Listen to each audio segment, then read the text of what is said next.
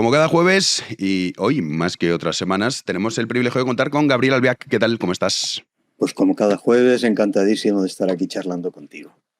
El tema, bueno, supongo que hablaremos del tema de Ucrania, el tema Trump, Putin y sobre todo, más allá de eso, de todo lo que puede significar este cambio. Nosotros como europeos, pues en fin, preocupados deberíamos estar.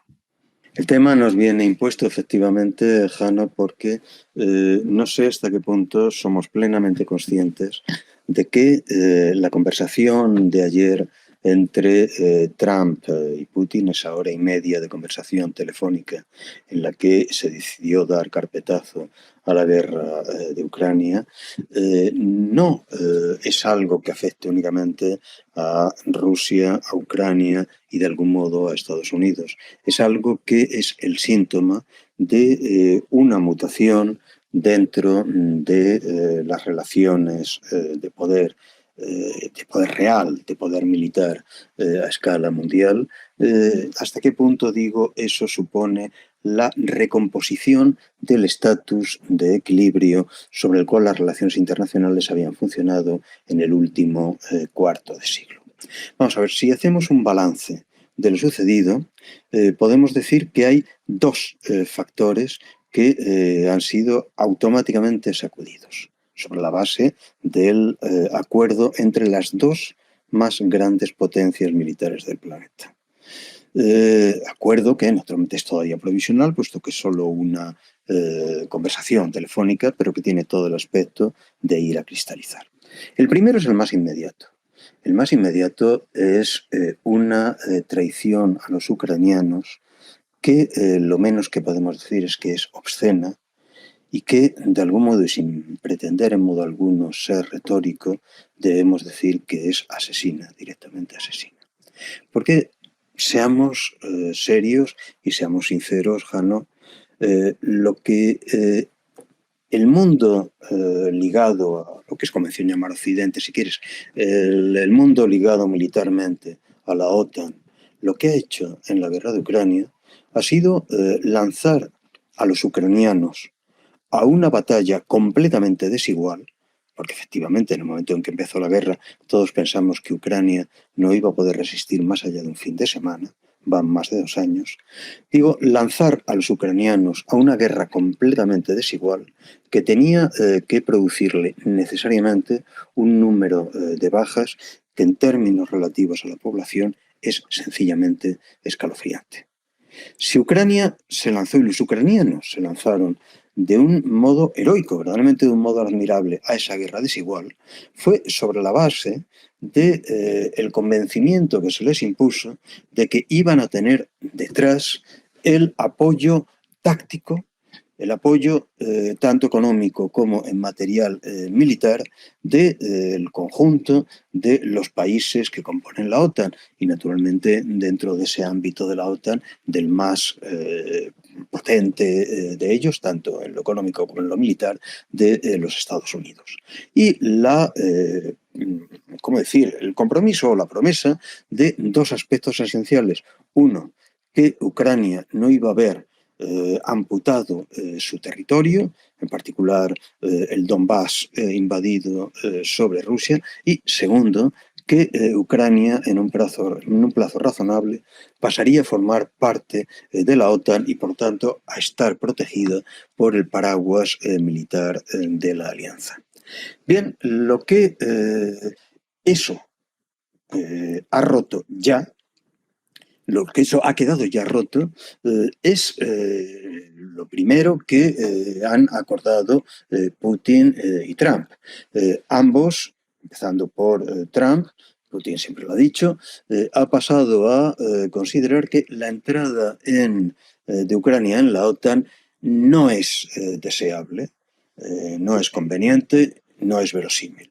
Y en segundo lugar, también Putin también desde siempre, pero Trump en unanimidad con Putin ha venido ahora a afirmar es que no es verosímil que Ucrania pueda salir de la guerra en las mismas condiciones territoriales en las que estaba antes de la guerra. lo cual es un modo muy elemental y muy directo de decir que Ucrania va a perder los territorios del Donbass, que eran el objetivo desde el primer momento perseguido por Putin.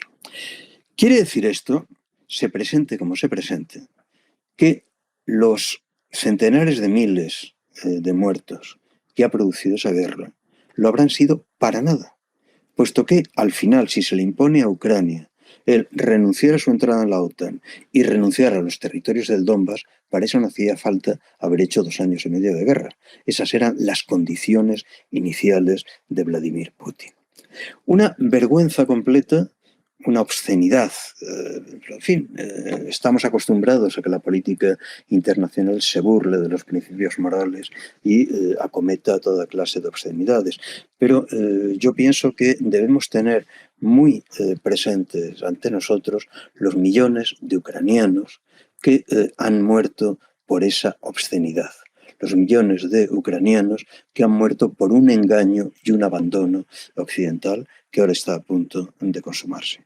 Pero en segundo lugar, hay un segundo aspecto que me parece que nosotros europeos deberíamos considerar muy seriamente. Europa lleva desde el final de la Segunda Guerra Mundial y muy especialmente desde el inicio de la Guerra Fría en 1948, completamente abandonada en el terreno militar. Europa no ha invertido prácticamente un duro de sus presupuestos en defensa. Europa carece de nada que se parezca a un ejército moderno. Cada vez que ha existido un conflicto, han tenido que ser las fuerzas estadounidenses las que hayan intervenido para solventarlo. Recuerdo ahora mismo el caso de la guerra en Yugoslavia, en la cual las intervenciones europeas, cuando era precisamente un español quien estaba al frente de eso, el patético, porque no hay otra palabra a utilizar, el patético Solana, que exhibió la absoluta incapacidad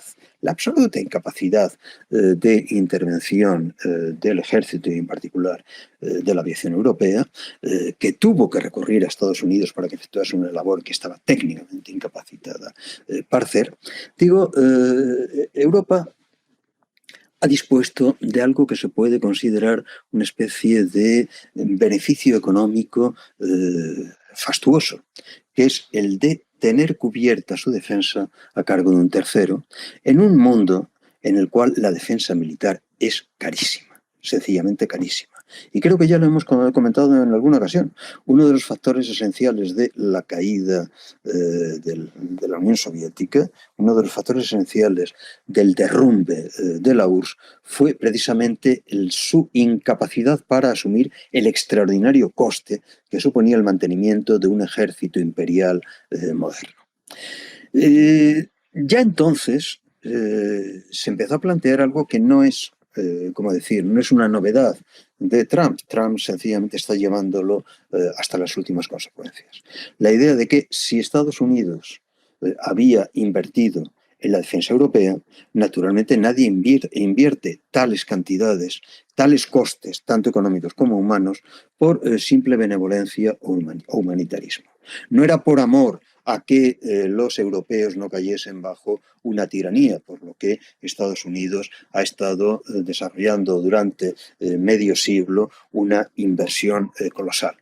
Era sencillamente porque en el equilibrio de fuerzas, al cual llamamos Guerra Fría, para Estados Unidos era esencial mantener una alianza y también un mercado económico abierto en Europa. Lo que se produce a partir de, el último tercio del siglo XX, desde luego a partir del momento del derrumbe de la URSS, es la desaparición de la menor rentabilidad de esa inversión estadounidense en Europa. Europa ni económica ni militarmente existe. Vamos a ver, los equilibrios de fuerza se han trasladado. Los equilibrios militares no están siempre en los mismos lugares. En estos momentos, para Estados Unidos, el equilibrio económico y militar se asienta en otra zona. Se asienta en Asia y muy especialmente en el mar de China. De ahí, naturalmente, los intereses que Estados Unidos está desarrollando hacia la creación de caladeros en esa zona, por ejemplo, los acuerdos con Vietnam y con los países confrontados a China en esa zona, para hacer de ese espacio el lugar privilegiado de la presencia militar estadounidense.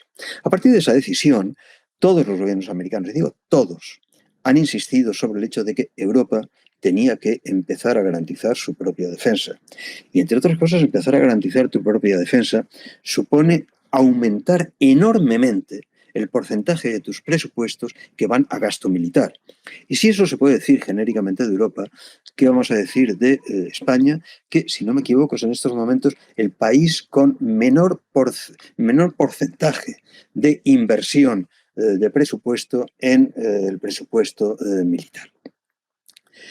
Ya en su momento Biden lo planteó abiertamente y Trump lo ha formulado de ese modo brutal, de ese modo bestial, que es tan estéticamente poco agradable, que es el de Trump, al decir que Estados Unidos estaba dispuesto a defender a los europeos siempre y cuando los europeos lo pagasen. Es decir, siempre y cuando Europa pagase el coste de ese ejército de defensa carísimo que Estados Unidos tiene que poner para el funcionamiento de la OTAN. Lo que está pasando ahora con la guerra de Ucrania es de algún modo la ejemplificación perfecta de esa situación. Miren ustedes pueden decir que la supervivencia de Ucrania es vital para Europa, pero si efectivamente esa supervivencia es vital para Europa, debiera ser Europa, y en particular los ejércitos europeos, quienes asumiesen el coste de la defensa. La pregunta estadounidense es, ¿están ustedes dispuestos a cargar con el coste económico, pero también militar y humano, de defender militarmente a Ucrania? No. Pues miren, no tienen ustedes el menor derecho, ni moral, ni político, ni jurídico, a exigirnos que seamos nosotros los que paguemos con ustedes. Y naturalmente, en una situación así, a corto plazo, quien paga es Ucrania, pero no nos engañemos, Jano, a medio plazo, quienes pagan son los ciudadanos europeos que constatan hasta qué punto han sido dejados en lo militar completamente indefensos. Hablabas, Gabriel, del caso de España. En el caso de España, concretamente, nosotros destinamos el 1,28% del PIB a lo que viene a ser a defensa es o gasto grotesco militar. para un país moderno. Sí. Cualquiera que estudie lo que son hoy las estructuras militares altísimamente cualificadas, sabe perfectamente que son estructuras muy, muy, muy caras. Entonces, bueno, tienes dos opciones, que es o realmente introducir una reforma presupuestaria que prime ese coste real de la financiación militar, o de lo contrario, hacerte la idea de que nunca pasarás de ser un país dependiente, de unos o de otros, pero dependiente. Sí, que el compromiso con la OTAN es del 2% de los países miembros. No es el único país, España, que lo incumple, pero nosotros sí que somos los últimos, los que menos invertimos.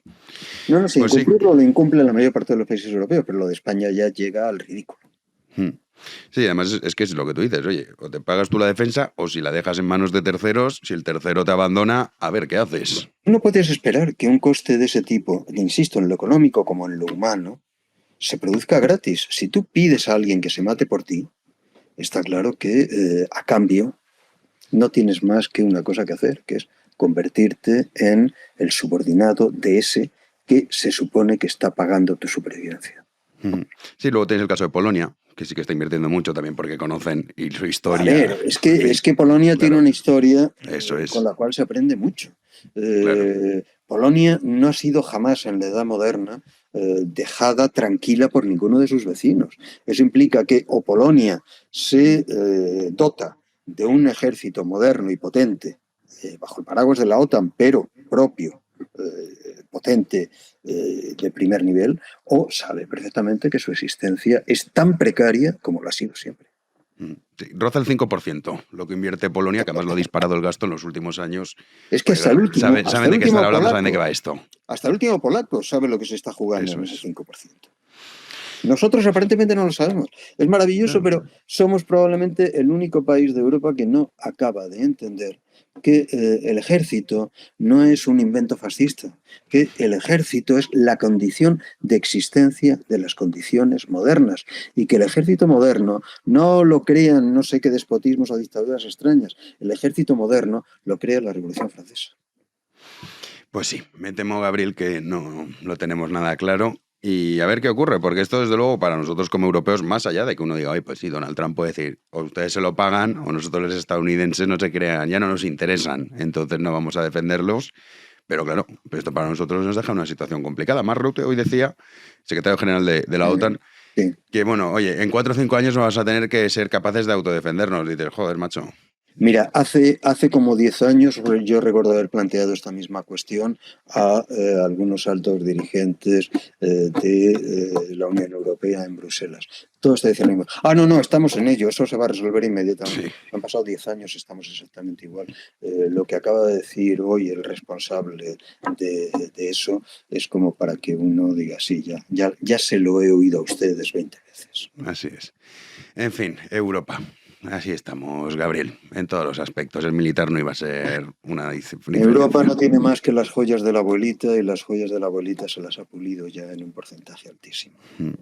Es terrible decirlo, pero nos aguarda un horizonte oscuro. Bueno, lo contaremos. Mil gracias por acompañarnos. Gracias una a ti, más, Jano. y te veo la semana que viene. Hasta luego. Fuerte abrazo.